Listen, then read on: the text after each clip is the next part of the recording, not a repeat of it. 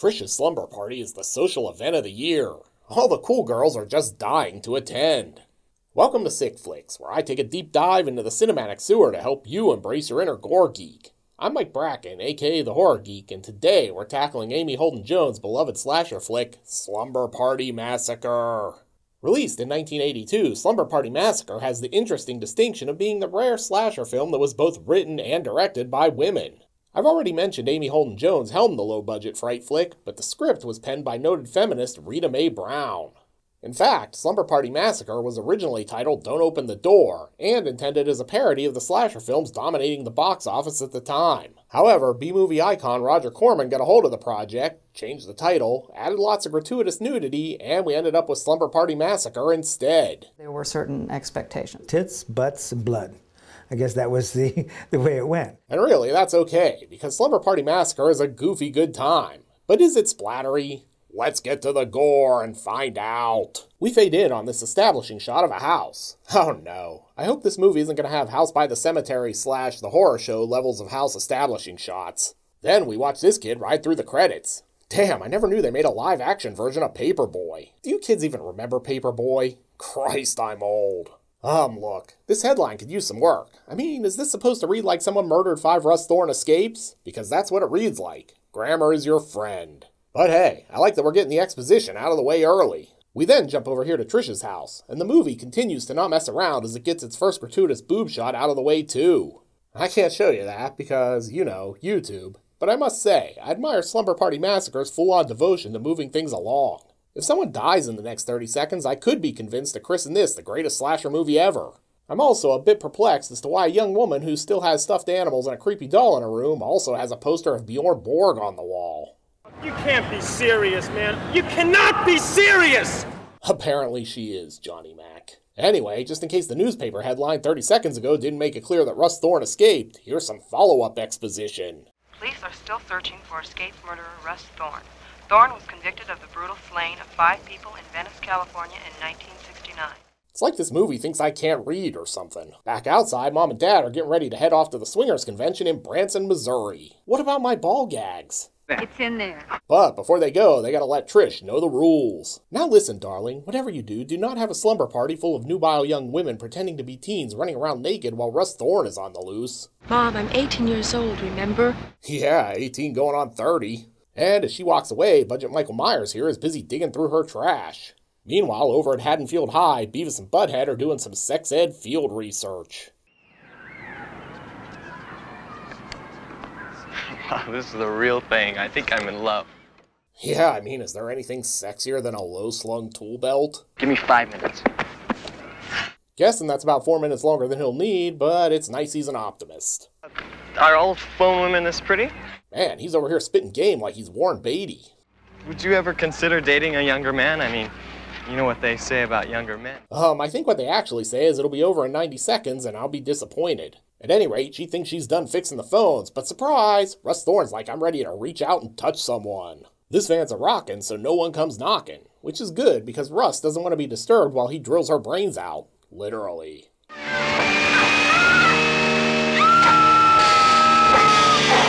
Then we jump over to gym class for this riveting basketball game. Magic versus Bird. Kobe versus LeBron. Trish versus random tall girl. This is the weirdest version of White Men Can't Jump ever. Brick. Jesus Christ, is this scene still going on? I've seen shorter, more interesting WNBA games. Also, why are they not playing shirts versus skins? Well, at least that's over. Now it's time for some gratuitous showering. I sure hope no one gets pelted with tampons. I'm gonna say it's really sort of amazing that this film was both written and directed by women.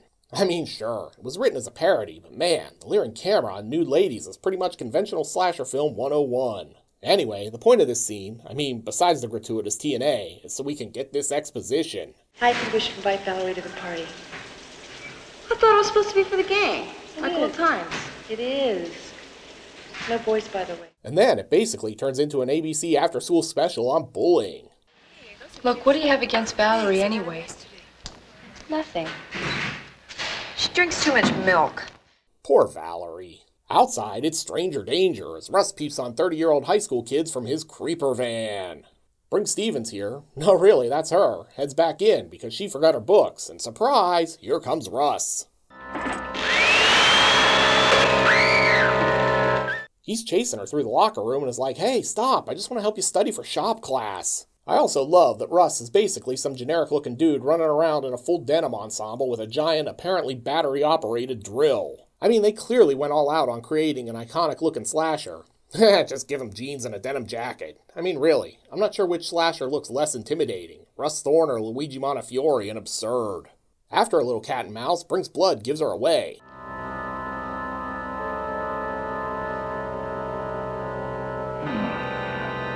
Guess maybe she would have been better off if they had thrown tampons at her in gym class. Then Russ heads in for the kill.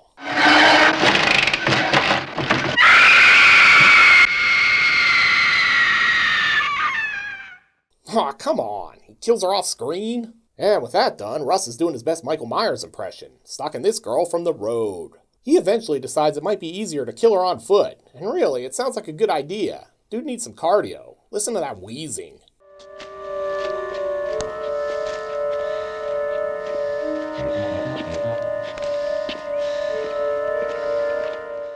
Oh wait, it's a fake out.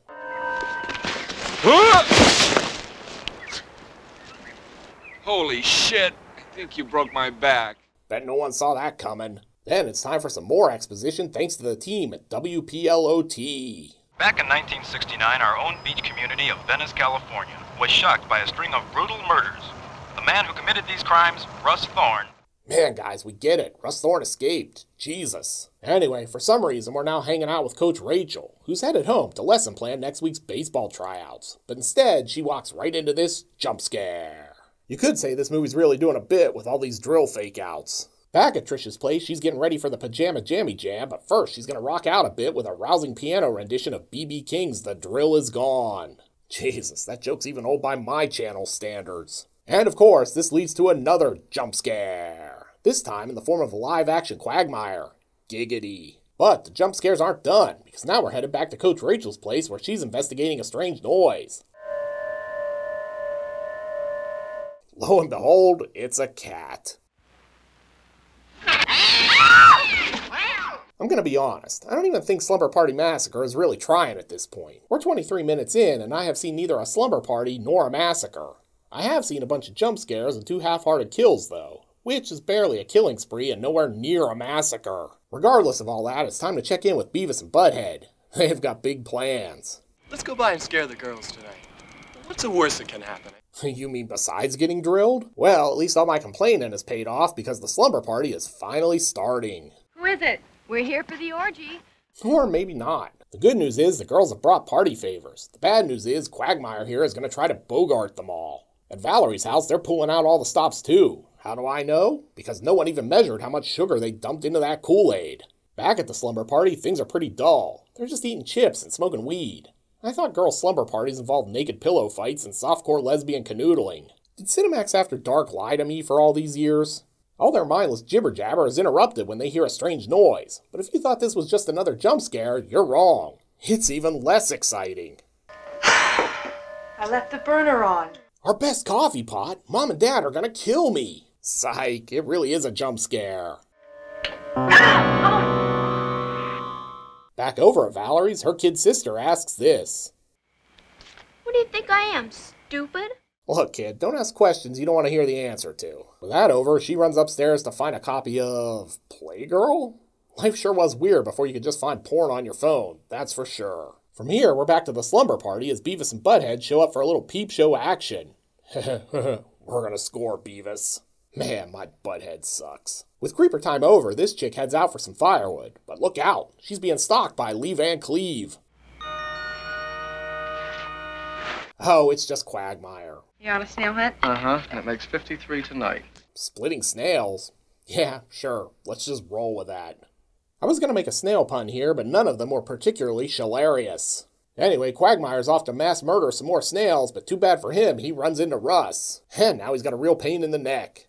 Giggity. Back inside, the party's really kicking into high gear as everyone gathers around to check their stock prices. I really feel like investing in these Rubik's Cubes is going to pay off in the long run. Meanwhile, there's an actual pillow fight breaking out at Valerie's house. I hate you, you creep! Why is this not happening at the actual slumber party again? Oh, because they're busy listening in on this PG-rated phone sex. I love it too. Do you think I'm getting better? And then the lights go out. Is Russ ready to get this party started finally? Before they can go find the fuse box, we get this bit of foreshadowing. Kimberly, your days are numbered. They do eventually make it to the garage, where they don't find Russ, but instead discover the dorks. Jeff! Hey, don't kill me, I give up. But I guess this idea worked out in the end, because now they've infiltrated the slumber party. Look, this was all his idea. Oh, sure. While that's going on, Valerie's out checking the trash cans again, and yeah, jump scare. Christ, this movie has the most jump scares in slasher movie history. All's forgiven, though, as they head inside and bond over doing their hair and makeup. Thanks, Val. I'm gonna look so great for my shift at Hooters tomorrow. Over in the garage, the makeout sesh has commenced. And if slasher movies have taught me anything, it's the makeout sessions in these movies always go great. They decide to take the show on the road, but first, Diane needs to tell her friend she's dipping out. Yeah, right. We'll be back. Okay? You don't have to ask my permission, Diane. Technically, she's right, Diane. You're nearly 30. You can do whatever you want. She heads back to the garage, and good news is Boo Boo here is feeling pretty stiff. Too bad he's really lost his head over her. And nice segue. Back in the garage, Russ has cornered Diane, and we get this very on-the-nose shot. Symbolism. Oh hey, remember Coach Rachel? Yeah, she's still in this movie. The ladies call her up for some stretching advice or something. Look, it doesn't matter. It's all just so she can show up in the movie later. And while that's going on, everyone's drinking these virgin daiquiris. But then the pizza guy shows up. The pizza. I almost forgot. I'll go get some bucks. We'll get the door. He does his best dead meat impression here, giving a surprisingly accurate tally of the kills we've racked up so far. What's the damage? 6 so far. Then they open the door and find the pizza guy is missing his eyes. Yes, no one saw that coming. Russ cuts the phone line, so Coach Rachel does the responsible thing after hearing teens screaming bloody murder on the phone. She sends over more potential victims in the form of Valerie and her sister. Do you think you could go over there and take a look? Well, if you want me to, I guess. Nice job, Coach Rachel. Meanwhile, Beavis and Butthead here are formulating a plan. And as plans go, it's not totally terrible. Maybe we should split up. One of us will make it. You said make it, Beavis. They put the plan in motion, but Butthead gets sidetracked when Diane drops in unexpectedly.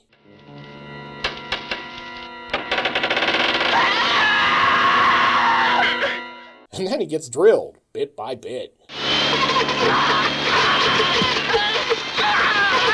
Beavis makes it further, but Valerie's not opening the door because trick-or-treat hours are clearly over. Valerie! Anybody home? That's okay, though, because Russ is here, and he's all like, let me take a stab at it, as he buries this knife in Beavis repeatedly. Guess his drill is on the charger or something. At any rate, here lies Beavis. He never scored. With his work done, Russ cleans up a bit. You know, the really great thing about this car is the trunk space. You can fit 8 bodies in here, no problem. And apparently being stalked by a psycho killer with a drill gives you the munchies. But luckily, there's a pizza here going to waste. Well, life goes on after all. And eating makes me feel best. Snack time is interrupted because Butthead is still alive, but not for long.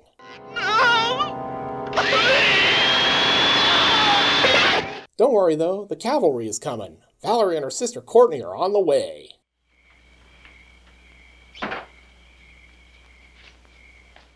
There's a knock at the door. Too bad this girl didn't look through the peephole before she opened it though. Hey ladies, heard you were having a slumber party. Who wants to Netflix and drill? The girls head upstairs and they're clearly oblivious because Russ is sneaking right up on them. Kind of an extreme reaction to not being invited to the party, wouldn't you say? They throw everything but the kitchen sink at him, but he manages to gut Kim like a fish. While Russ is busy hunting down Trish, Val's sister is trying to steal a beer, but all she finds is this dead Kim. It's driller time. And since carrying that drill around and moving all those corpses is hard work, Russ settles in for a nap. Too bad for him, Coach Rachel shows up and interrupts his slumber.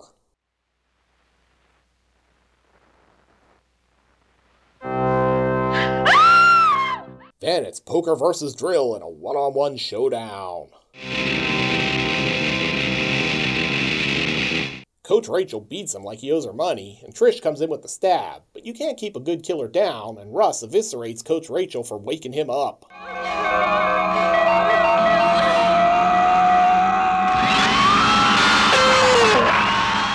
Then Russ explains his motives for all this murder. Please don't do this. I love you. Aw, that's sweet. He did it all for love. Then he has to ruin it by getting creepy. You know you want it. You love it. Yes. Nice work, Russ. This touching moment is cut short when Valerie shows up with a machete. And speaking of cut short, she basically castrates his drill.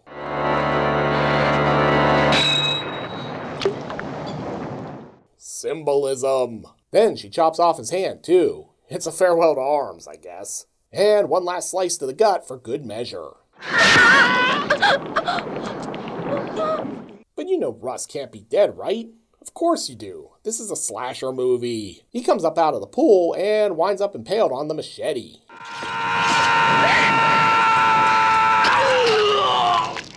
I guess Valerie made her point. Slumber Party Massacre spawned 2 sequels, somehow, and has gone on to horror film infamy thanks to a great title.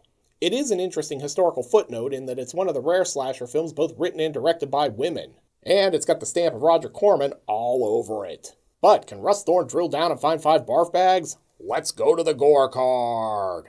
In terms of gross anatomy, Slumber Party Massacre is sort of a middle-of-the-road affair. We're treated to multiple drill murders, a decapitation, a throat slash, several stabbings, and 2 eviscerations. The FX work is serviceable, although a lot of death happens off-screen. Slumber Party Massacre isn't nearly as gory as a film where a killer runs around with a power drill would imply, but it's just gory enough to earn a 3 barf bag rating. Barely. Want to check out another classic 80s slasher? Then be sure to check out my review of The Prowler. You'll find a link here on the screen. I'll meet you over there. Until next time, I'm Mike Bracken, aka The Horror Geek, bringing you all the splatter that matters.